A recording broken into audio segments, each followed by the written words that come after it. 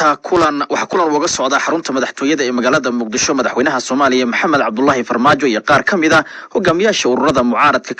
kaasi oo lagu lafagurayo xaaladda siyaasadeed ee dalka gaar ahaan arrimaha ku xeeran nooca doorasho ee dalka ka dhici karta sanad kadib iyo khilaafka dawladda dhexe iyo qaar kamid ah maamul goboleedyada. Shirkani ayaa yimid kadib markii madaxweynaha uu casuumay madaxda isaga ka horeysay ee hadda ku midaysan madasha xisbiyada isla markaana aad u diidan qaabka ay dawladda imika wax u maareyso. Haddaba si aan u helno wararkii ugu dambeeyay shirkaasi waxaa khadka telefoon ku jira wariyaha BBC da Ibrahim Maxamed Aadan. Ibrahim wuxuu ka horeynayaa marka hore war Muqdisho naga soo gaaray oo ah in gabar lagu magacaabo Almas Ilman oo ka shaqeyn jirtay arrimaha samafalka lagu dilay magaalada Muqdisho iyo iskarumaad maanta ka dhacay agagaarka xerada asluubta degmada Afgoye. Ibrahim أحمد واد ما سنتهي جريدة نحدين تله أي جلكي دنبي مقالة مقدشة لجسوا وريي الماس المن وحلا شيء إن أي حبدي كل عضي يدو قاري لسعوتها جودها حرادة حالنا سدا أي إلى كل دوان BBC دا وشجع لكن إلا هذا بوليسكم عدينين سببتها لمشهد قبل داسي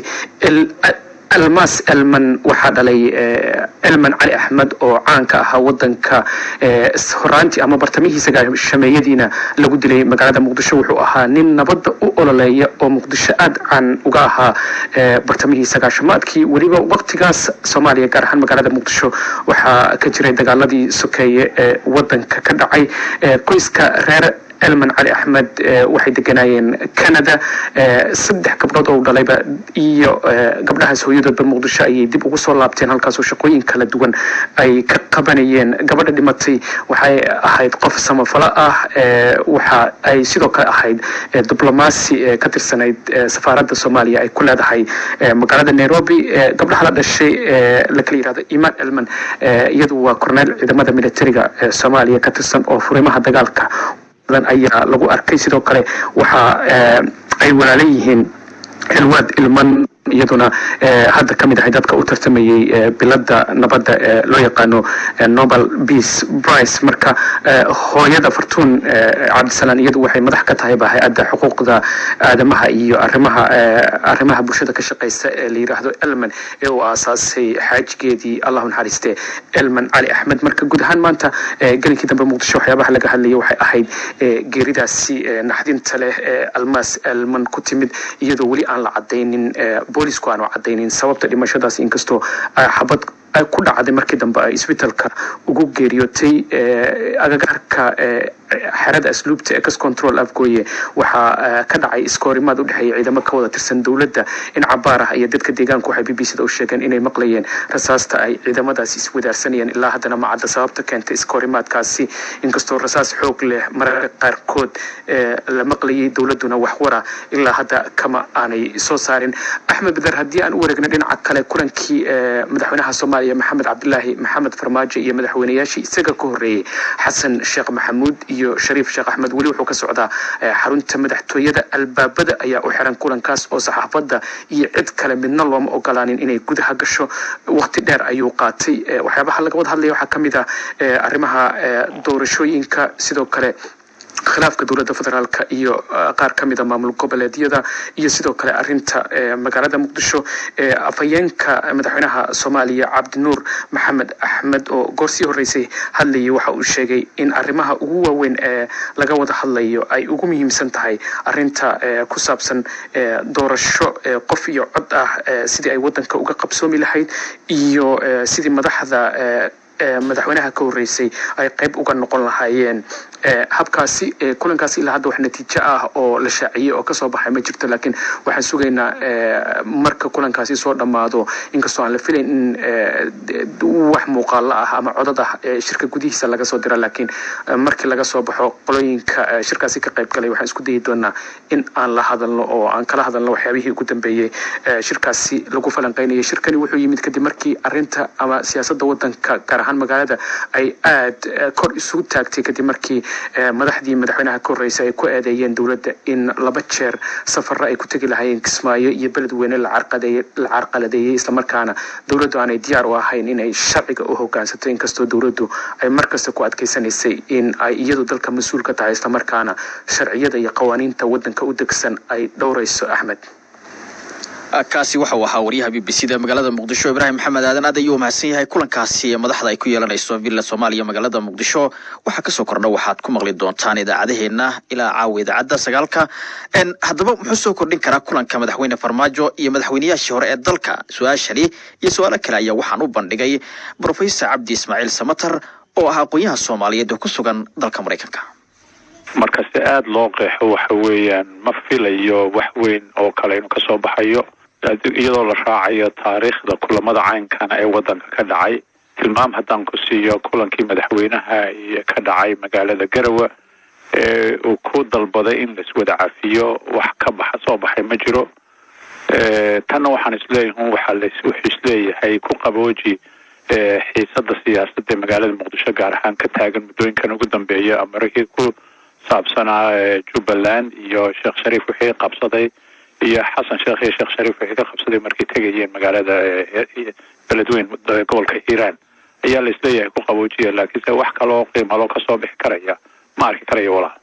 mislihi kara madaxweynaha waxa uu qaatay tallaabo loo baahnaa oo ah in mucaaradka uu isugu yeero lagana wada hadlo ayaha wadanka way wanaagsanaan lahayd waana la isodhan karaa laakiin sidii mucaaradku Sheekh Shariif iyo Xasan Sheekh maahe mucaaradku ka ballaaran yahay dad fara badan oo siyaasadda ku jira ayaa jira marka waxay ahayd haddii taahay himiladu tahay iyo rajadu ay tahay in aan saddex qof isugu yimaadaan madaxda xisbiyada oo dhan midna yahay madaxweynaha wadanka Farmaajo iyo kuwa kale oo dhan oo barnaamij loo dhigo lagu wada hadlayo waxa wadanka ka socda iyo sida loo hanaan gelinayo wixii mustaqbalka Soomaaliya ayay ahaan lahayd laakiinse waxa ay cad aniga waxa weeyaan labadan madaxweyne hore dibtii ka qabsatay Kismaayo tagisteeda iyo dibtii ka qabsatay tagista magaalada beledweyne ayuunbu isleeyahay madaxweynuhu ku qabooji wax kale oo u malayn maayo dhaxalgal inuu ka soo baxay walaa waxyaabaha laga wada hadlayo kulanka waxaa ka mid ah arrimaha doorashada soo socota ma la isdhihi karaa dawladda way ku guuleysan kartaa qabashada doorasho qof iyo cod ah anagoo eegayna marxaladda dalka uu marayo imika iyo waqtiga kooban ee doorashada ka haray waxaan u malaynayaa inay riyo tahay doorasho qof walba codkiisa meesha uu degan yahay iyo meeshay degan tahay wadanka ka bixiso waa taas waa ruwaad waayo oo dadka intiisa badanba waxa iska haysta shabaab ayaa iska haysta marka anu waxaan islaahay hadday doorasho dhacso wayna dhici doontaa khasab bay noqon doontaa inay noqon doonto tii waagii lagu doortay Farmaajo mid u eeg oo waxoogaa yar ka duwan ayay noqon doontaa laakiinse qof iyo cod ma dhici karto waayo waxa weeyaan amniga wadanku siduu yahay iyo maamulku siduu yahay ayaa taasi ku siinaysa inayna suuragal ahayn walaa ma la oran karaa mucaaradka xilligan jira way qaateen doorkii loo baahnaa ee ah in dawladda ay la xisaabtamaan siyaasadda dalkana ay qayb ka ahaadaan mucaaradka waqtigii doonaysa waxa noqotay mas'uuliyadiisu waxa weeyaan inay sharciga wadankana ixtiraamaan dawladda wadankana ixtiraamaan wixii gafana ay ka ilaaliyaan qarannimada inay taabato marka sabaabulka ku dhacay marsalan markii doorashadu ka dhacday magaalada Kismaayo iyo Jubbaland ee mucaaradka in badan meesha tageen dawladusad ayay ahayd imikana waxa weeyaan waxa soo kiciyay xoog soo kiciyay waxa weeyaan khaladkii lagu sameeyay Shariif Sheekh Axmed iyo Xasan Sheekh markay tagayeen magaalada Kismaayo iyo magaalada Hiiraan laakiinse mucaaradka waxa loo baahan yahay had iyo jeer inuu laba arrimood qabto isagoo tixgelinaya qarannimada iyo dastuurka u yaala wadanka qabyada ah ta kalena su'aalo adag oo lagu la xisaabtamayo dawladda si hanaanka dawladnimo u hagaagto had iyo jeer meesha soo dhigaya oo dadweynaha abaabulaya taas ayaa looga baahan yahay laakiinse maalmahan dambe waxaad moodaysaa mucaaradka dadkiisa dartee isaga qodhiisu inay xiisadani saamaysay aan ahayn qorshe dheer oo laga wada hadlayay muddo dheer walaal oo soo socday marka sanooyin ka hor loo barbardhigo Soomaaliya ma la isdhihi karaa Soomaaliya xilligan siyaasad ahaan iyo dhaqaale ahaan waa ka soo kabanaysaa dagaalkii sokeeye waxa walaal dagaalka sokeeye waxa weeyaan marka horta magaalada Muqdisho oo dhan gacanta lagu dhigo mesela marka jidka soddonka kor u dhaaftid ragaha ayaa ka taliya dhulkaasi waa kuwa baayac mushtarka magaalada gudaheega cashuur ka qaatay iyadoon cidna joojin karayn adduunyaduna taaqirtay ta kalena waxa weeyaan goboladii way kala wada go'an yihiin marka waxa weeyaan himil way jirtaa iyo rajo way jirtaa laakiinse weli waxa meesha ka maqan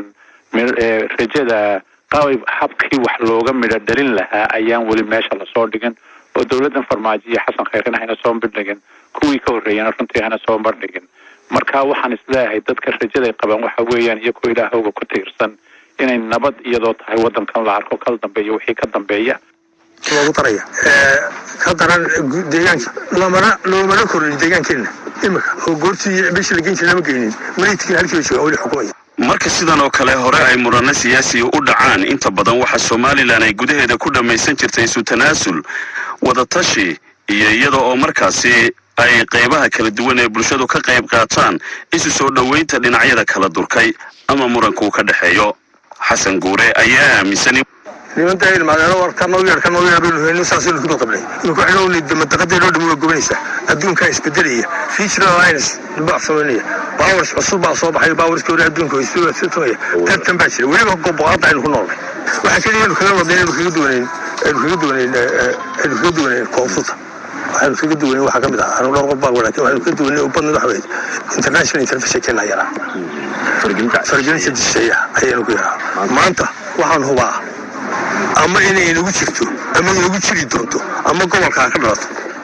inagu xeeran Arab Djibouti Soomaaliya Ethiopia ka dhalato ama Mareykanka iyo China ka dhalato labada power ay maysay spotlight beno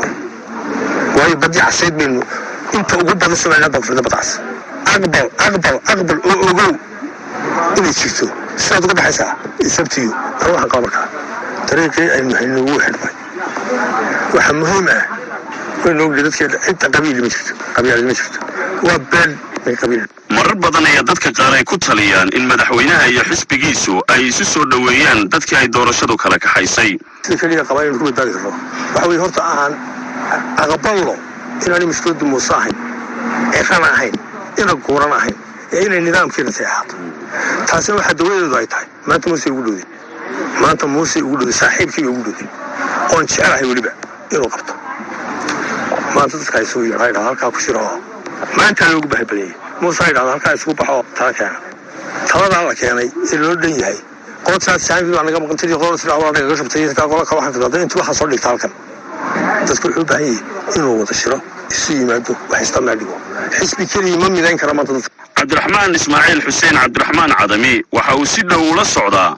arrimaha ka socda gobolka waxa uu aaminsan yahay in muranka siyaasadeed ee waqtigan taagani aanu ahayn mid komishanka la xiriira oo kaliya balse 2 sano ka hor doorashadii dhacday aan weli laga bogsan marka loo eego muranka xisbiyada mucaaradka gaar ahaan wadani iyo xukuumadda iyo xisbigeeda kulmiyeen dhex yaala waxay isku hayaan wuu ka yaryahay waxaan aaminsanahay wax badan iskuma hayaan khilaafkoodu iyo murankoodu waxaan maanta laga sheekaynayo ma ahan qabaano doorashadii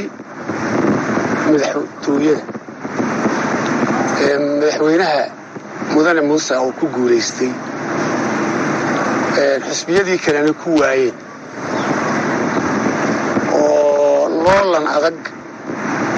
iyo campaign culus dhex maray anu waxaan qabaa inaan weli laga bogsan khilaafaadkan iyo murankanina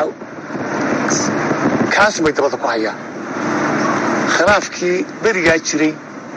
ayaan weli ka harin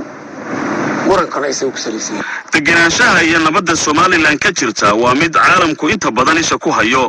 sidoo kalena waxay ku taalaa gobol inta badan ay ka jiraan qalalaase siyaasadeed Cabdiraxmaan Cadami ayaa mar kale muujiyay halka laga filayo in madaxda Soomaaliland ay ka fikiraan iyo sida ay arintaasi meel ka hooseysa u joogaan gobolkan aynu ka mid ka nahay madagana argagixisa ka jirta dagaal sokeeya ka jira dawladda aanay siyaasadoodii deganayn baa ka jira inkastoo la ictiraafsanay Soomaaliland haddana qayb bay ka tahay deganaanshaha gobolka oo iyadii baa degan marka gobolkan wareersan baabay u tahay